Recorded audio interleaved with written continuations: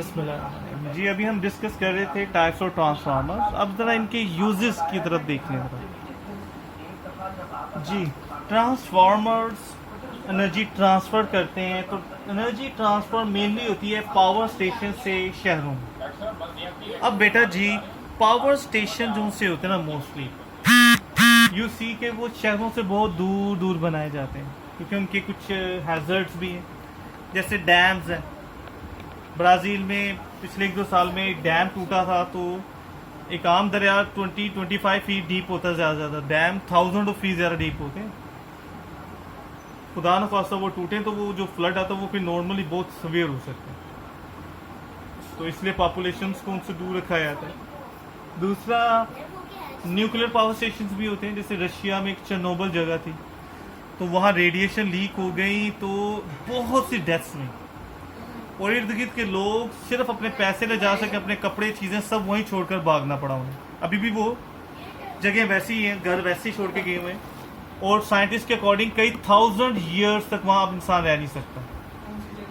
यानी ऐसे nuclear power station को, ये जितने भी पावर स्टेशन है, इन्हें शहरों से दूर बनाया जाता है, लॉन्ग डिस्टेंस। अब एक प्रॉब्लम है, यहाँ से करंट जब आगे ट्रांसफर होगा तो मतलब इलेक्ट्रॉन चल रहे हैं, तो इलेक्ट्रॉन वायर में टकराता हुआ जाता है, एटम से कोलाइड करता हुआ। मोटरवे नहीं बनी होती कि सीधा चला जाता है, कोलाइड करता हुआ जाता है, और कोलाइड करने से उसकी जो मूवमेंट है, एनर्जी है, वो क्या हो रही होती है, कम। और यहाँ पहुँचते, ये हंड्रेड्स ऑफ किलोमीटर की बात है, वो पहुँचेगी नहीं एनर्जी, इलेक्ट्रॉन पहुँचेगी नहीं, यानी all energy will be lost. तो फिर क्या किया जाए?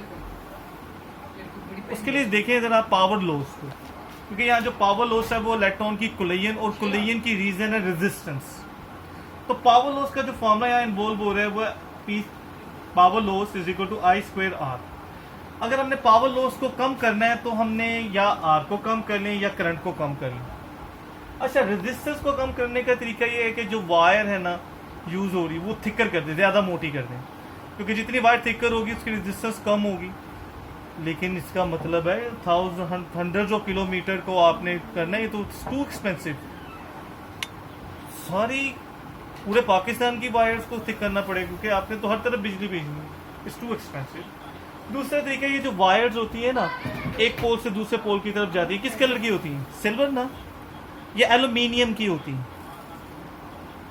एल्यूमिनियम चीपर है, लाइटर है, लेकिन अच्छा कंडक्टर नहीं है।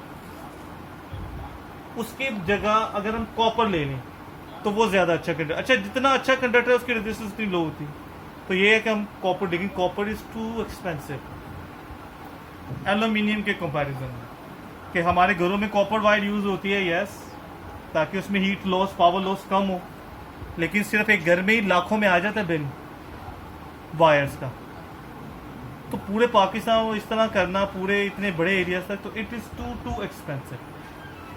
उसकी जगह अगर हम करंट को कम कर दें, और करंट का स्क्वायर भी है, वो इफेक्ट ज़्यादा होगा, वो ज़्यादा बेटर है, ऑथेंटिक है, पैसे भी नहीं लगेगी। कैसे, वो भी डिस्कस करते हैं।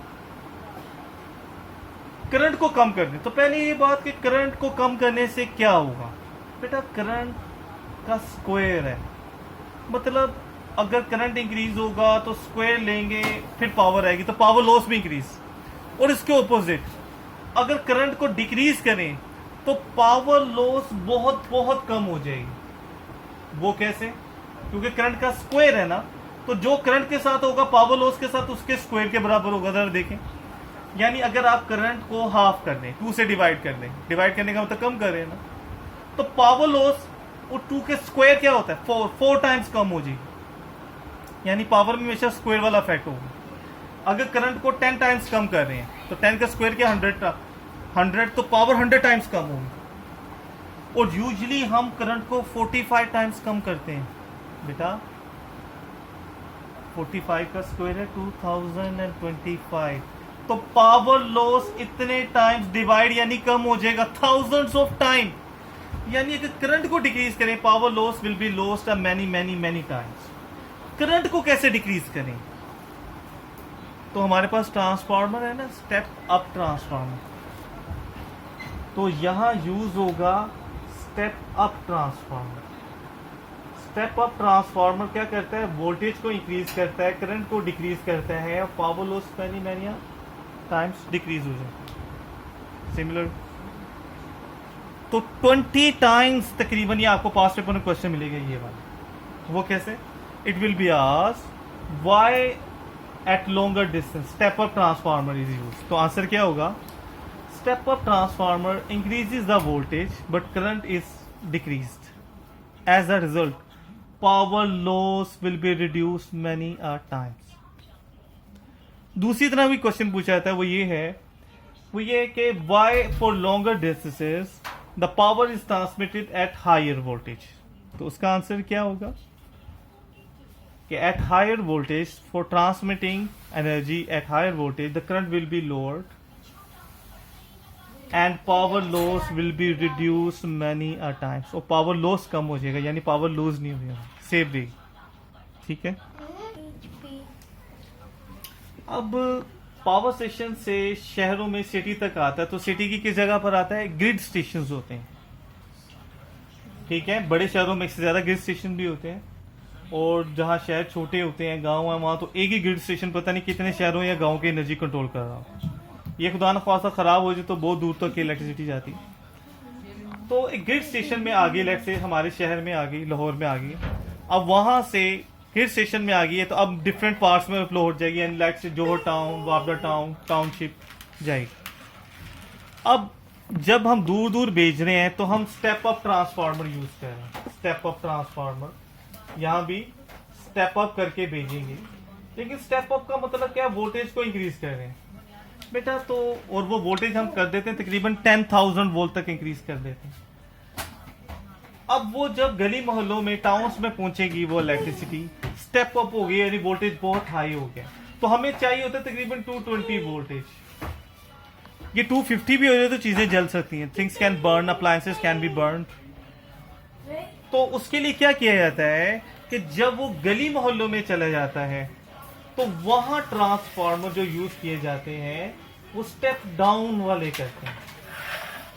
तो स्टेप डाउन क्या करते हैं, जो वोल्टेज हम स्टेप अप करके बहुत हाई कर चुके हैं जिसे, तो स्टेप डाउन एक तो उस वोल्टेज को कम करते हैं। इससे एक फायदा, चीजें जलती नहीं, और दूसरा फायदा ये होता है कि जब वोल्टेज कम होता है तो करंट क्या हो जाता है, इंक्रीज, तो फिर ज्यादा घरों को करंट मिल सकता है।